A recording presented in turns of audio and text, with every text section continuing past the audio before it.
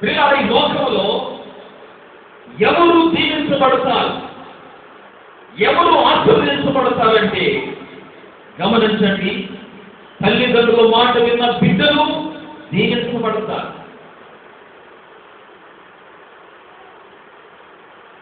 దేవుని సేవకుల మాట విన్న విశ్వాసులు దీవించబడతారు. ఎందుకు వినాలి? ప్రభువు చెప్తున్నారు, మీ మాట వినవాడు నా మాట విన్నట్లే. ఏం చెప్పారు యేసయ్య? మీ మాట వినవాడు నా మాట విన్నట్లే, మిమ్మల్ని చేర్చుకున్నవాడు నన్ను చేర్చుకున్నట్లే చెప్పలేదా ప్రభు? కాబట్టి నువ్వు దేవుని సేవకుని మాట వినాలి. అలాంటి బిడ్డలు చూడండి లోకంలో బహుగా దీవించబడతారు. నా మాట వినకపోతే బాల్యము నుండి నీకు వాడుకైపోయింది, ప్రజలకు అలవాటు అయిపోయింది వినకపోవడం. ఆయన అలాగే చెబుతారు, మనం ఇలాగే చేద్దాం. ఎంత చెప్పినా వినరండి కొంతమంది. చూడండి దైవ గ్రంథంలో 2వ దినవృత్తాంతములు 33వ అధ్యాయంలో మాట విని ఒక రాజును చూద్దాం. 2వ దినవృత్తాంతములు 33:10-12. యెహోవా మనుష్యులను అతని జనులకు వర్తమానములు పంపినను వారు చెవి ఒక్కకపోయింది, అంటే మాట వినకపోయిందన్నమాట. యెహోవా మనుష్యులకు అతని జనులకు వర్తమానములు పంపినను వారు చెవి ఒక్కలేదంటే మాట వినలేదన్నమాట. వినకపోతే ఏం జరిగింది చూడండి 11 కాబట్టి యెహోవా అష్షూరు రాజుల సైన్యాధిపతులను వారి మీద రప్పించను, మనుష్యులు రప్పించుకుని పోకుండా వారిని పట్టుకొని పురుషులతో బంధించి అతని బబులోనుకు తీసుకుని పోయింది. చూసారా, ఎప్పుడైతే దేవుని మాట వినలేదు, దేవుడు మనుష్యులకు అతని జనులకు వర్తమానాలు పంపించారు, ప్రవక్తలు వచ్చి వారికి బోధించారు. ఓ మనుష్య రాజా, ఇదిగో నువ్వు చెడ్డవారితో సాంగత్యం చేస్తున్నావు, చెడు కార్యములు చేసి దేవునికి కోపమును ఆయాసమును కలిగిస్తున్నావు. కాబట్టి ఇవన్నీ మానివేసుకో. ఏంటి నువ్వు చేసిన చెడుగు? ఆ 5వ వచనంలోకి వెళ్దాం. 6వ వచనం. బెత్లీహేములో యందు అతడు తన కుమారులను ఆజ్ఞలో గుండా దాటించి ముహూర్తముల విచారించుతూ మంత్రములను చిల్లంగితనమును వాడుకు చేయు కన్న పిశాచులతోనూ సోదరులతోనూ సాంగత్యము చేస్తూ యెహోవా దృష్టికి మగులుగా చెడు నడుచుతూ ఆయనకు పాపమును పుట్టించెను. ఏంటి తను చేసిన చెడుగు? ముహూర్తములుగా చూడండి విచారించాడట. ఒక గొప్ప భక్తి గల హిజ్కియాకు కుమారుడు ఇతడు. ఏమైనా ఇతనికి ఆ భక్తి ఏమైనా వచ్చిందా చూడండి. ఇతని తండ్రి హిజ్కియా ఎంతో భక్తి విశ్వాసం కలిగిన వాడు. హిజ్కియా ప్రార్థనాపరుడు, విధేయుడు, నమ్మకస్తుడు. అలాంటి గర్భానికి వచ్చినటువంటి ఈ మనష్య రాజు అంత వ్యతిరేకంగా చేస్తూ మొదలుపెట్టాడు. అగ్నిగుండము దాటించడము, అగ్నిగుండాలు దాటడము, ముహూర్తములను విచారించడము. ముహూర్తాలు ఏదైనా ఒక పని చేయాలంటే ముహూర్తం, ఒక ఇల్లు కట్టాలంటే ముహూర్తం, ఒక పెళ్లి చేయాలంటే ముహూర్తం, పాస్టర్ గారు ప్రార్థన, పంతులు గారి ముహూర్తం, రెండు కలిసి గొప్ప ఫలం కొంతమందికి. ఇక్కడేమో ప్రార్థన చేయండి అంట. మళ్ళా పంతులు గారి దగ్గరికి వెళ్ళి మా అమ్మాయికి ముహూర్తం పెట్టండి, మా అబ్బాయికి ముహూర్తం పెట్టండి, మా గృహానికి ముహూర్తం పెట్టండి. ఎక్కడుంది? మీరు ఇట్లా గమనించండి. ముహూర్తములను విచారించుతూ మంత్రములను చెల్లంగితనమును వాడుకు చేయు కర్మ పిశాచులను వైద్యులతోనూ శోధకాండతోనూ సాంగత్యము. ఎవరితోనండి ఇతని సహవాసం? ఎవరితో సహవాసము? భూత వైద్యులతోనూ మానసికులతోనూ చిల్లంగితనము చేయువారితోనూ. చూసారా, ఇలాంటి చెడ్డ వారితో సహవాసము చేసి దేవునికి కోపమును కొట్టించాడు. ఇలాంటి మనం చెడ్డవారి మధ్య ఉండొచ్చు కానీ, పాపుల మధ్యనే మనం ఉండవచ్చు కానీ, మారు మనసు లేని వారి మధ్య మనం ఉండొచ్చు కానీ, వారి పాపము మనలోనికి రానియకూడదు. వారిలో ఉన్న దోషము మనలోనికి రానియకూడదు. వారి మధ్యనే మనం ఉండాలి కానీ వారిలో ఉన్న చెడు మనలోనికి రానియకూడదు. వారి చెడ్డ అలవాట్లు మనం అలవాటు చేసుకోకూడదు. అది మారు మనసు పొందిన బిడ్డల యొక్క లక్షణం. చూసారా, తామర యొక్క చెట్టు లేదా తామర యొక్క పుష్పము ఆకులు ఎక్కడ ఉంటాయి? నీటిలోనే ఉంటాయి. కానీ కొన్ని నీళ్లు దాని మీద వేయండి అంటుకుంటాయా? గమనించండి, ఎప్పుడైనా తామరాకు కూడా తెలియపోతున్నాను. మనోడు అందరూ అలా సిటీ పనులు వెళ్ళిపోయారు. తామరాకు ఎలా ఉంటుందో కూడా తెలియదు. మా ఊళ్ళో పెద్ద చెరువు ఉంది. ఆ చెరువు నిండగా తామర ఆ ఆకులు ఉంటాయి. మేము ఆ చిన్నప్పుడు బడికి వెళ్ళేటప్పుడు వచ్చేటప్పుడు దారి పక్కనే కాబట్టి అందులో దిగి నీళ్లు తాగుతూ ఉండేవాడు. అప్పుడప్పుడు ఆ నీళ్లు ఆకుల మీద వేస్తే ఆ ఆకు అంటుకొనిచ్చేది కాదు నీళ్లు. మళ్ళీ ఎక్కడ ఉందో ఆకు చెప్పండి? నీటిలోనే ఉంది కానీ నీటి ఆకులకి నీటికి నాకు సంబంధం లేనట్లుగా ఉండేది. అది దేవుని బిడ్డలు లోకములోనే ఉండాలి, పాపుల మధ్య ఉండాలి కానీ వాళ్ళు ఉన్న చెడు అలవాట్లు మనలోనికి రానియకూడదు. చూసారా, ఈ మనిషి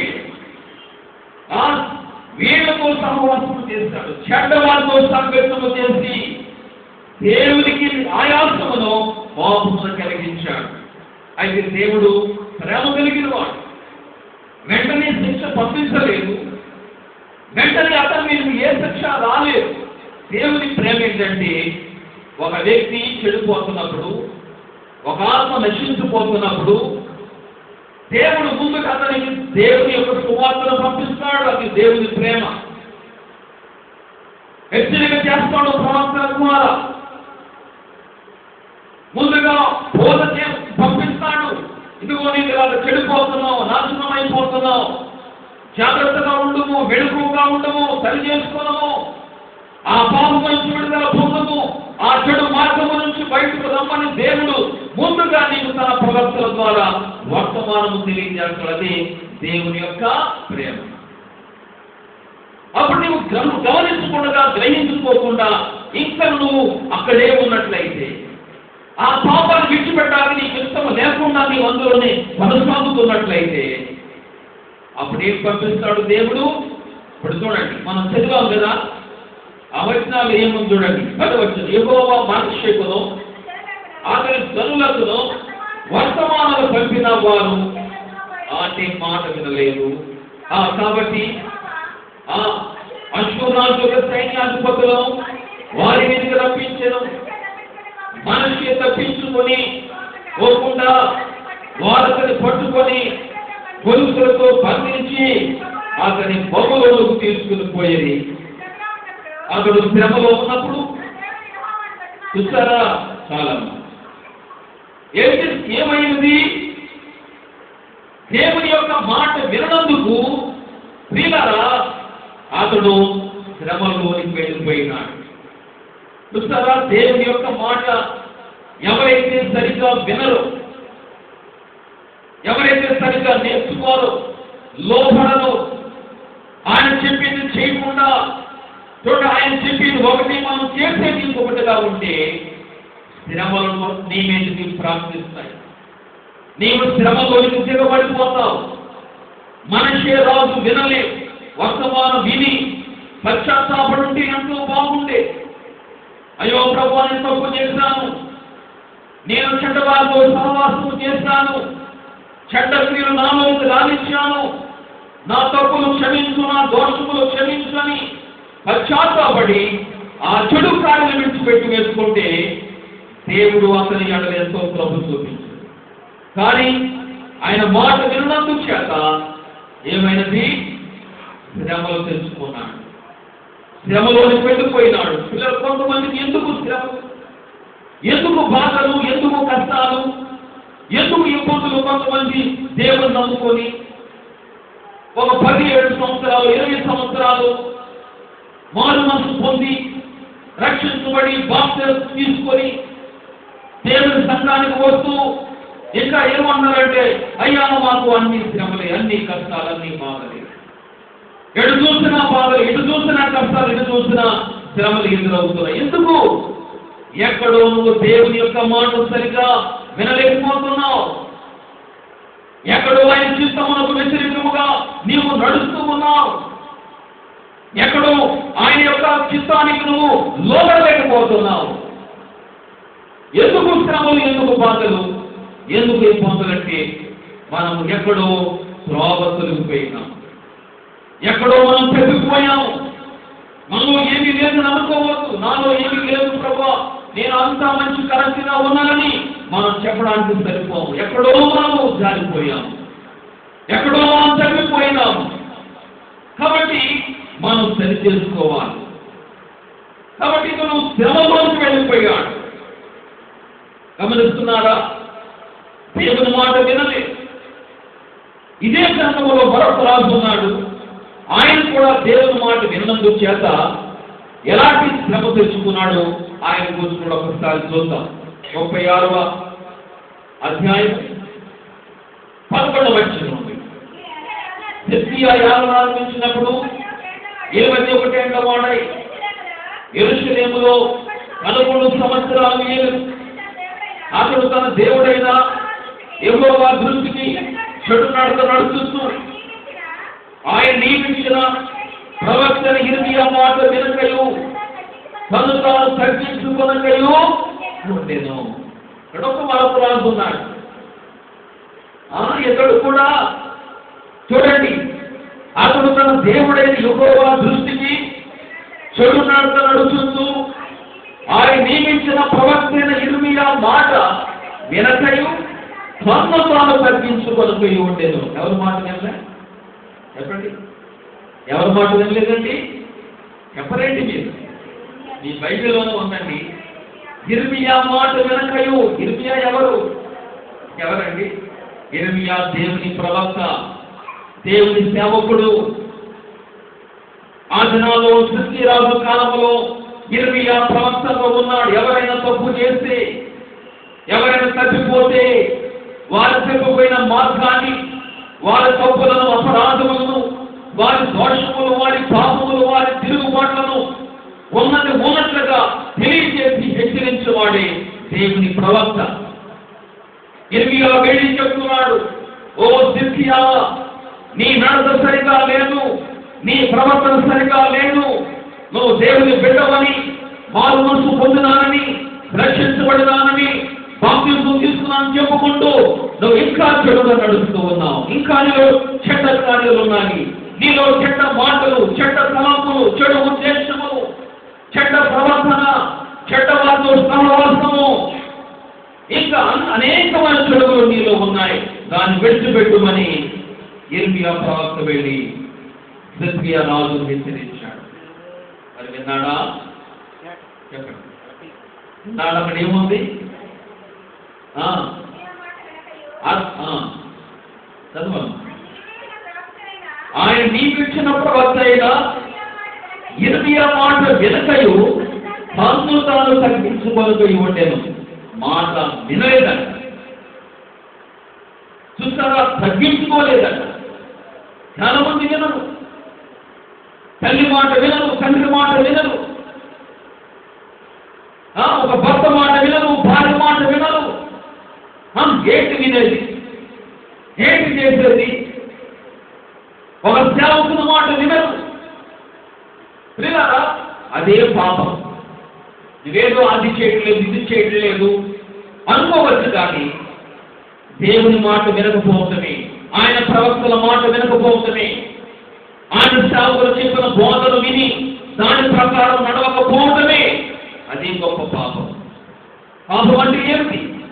పాపం అంటే వ్యభిచారము, త్రాగుడు, దొంగతనాలు, లేకపోతే హత్యలో, ఇదే కాదండి పాపం అంటే.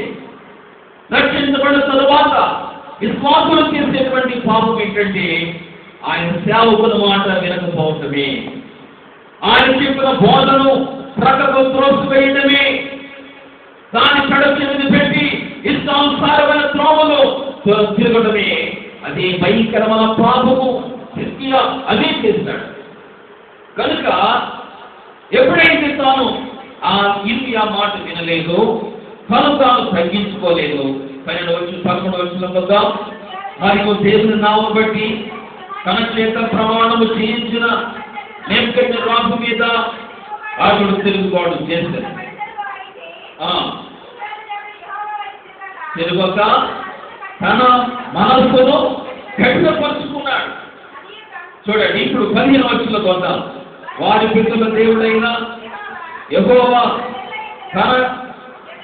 తన జొరయందును తన నివాస స్థలమందును కటాక్షము గలవాడై వారి యొద్దకు తన దూతల ద్వారా వర్తమానము పంపుతూ వచ్చెను. ఆయన పెద్దల కంటే లేచి పంపుతూ వచ్చినను వారు దేవుని దూతలను ఎగతాళి చేయించు, ఆయన వాక్యములను తృణీకరించు, ఆయన ప్రవక్తలను హింసించు రాగా నివారణ సత్యము కాకుండా యెహోవా కోపము ఆయన జనుల మీదకు వచ్చెను. ఇక్కడ కూడా దేవుని కోపం వచ్చింది. దేవుని ఉగ్రత ఈ రాజు మీదకి, తన జనుల మీదకి దిగి వచ్చింది. ప్రియులారా, ఆఖరిగా యెరూషలేమును పరిపాలించినటువంటి హిజ్కియా రాజు కాలంలోనే మరొకసారి యెరూషలేము అంతా కూడా అగ్ని చేత తగలబడిపోయింది. దేవుని మందిరమును కాలు చేశాడు. పట్టణమంతటిని నెబుకద్నెజరు రాజు వచ్చి కాల్చి నిప్పు పెట్టి కాల్ చేశాడు. నామరూపాలు లేకుండా చేసేశాడు. ఎందుకు? రాజులు చేసిన పాపం, అధికారులు చేసిన పాపం, గొప్పవారు చేసిన పాపం. ప్రియులారా, పట్టణమంతయు కూడా నాశనమైపోతూ మనం చూస్తూ ఉన్నాం. మనం ఎలా వింటున్నాం దేవుని మాట? కాబట్టి ఆయన మాటను మనం ఎలా వినాలంట? మనం చదివాం కదా, ద్వితీయోపదేశకాండం 27వ అధ్యాయం 2వ వచనంలో, నీ దేవుడైన యెహోవా మాట వినిన యెడల, చూడండి జాగ్రత్తగా, నీ దేవుడైన యెహోవా మాట వినిన యెడల ఈ దీవెనలన్నీ నీ మీదకు వచ్చి నీకు ప్రాప్తించును. దేవుని మాట వినాలి ప్రియులారా. ఎవరైతే వింటారో వారికి మాత్రమే. హుషారా, చూడండి, ఆదికాండం 32వ అధ్యాయంలో 26వ వచనం చదువుదాం. ఆదికాండము 32, 26వ వచనం.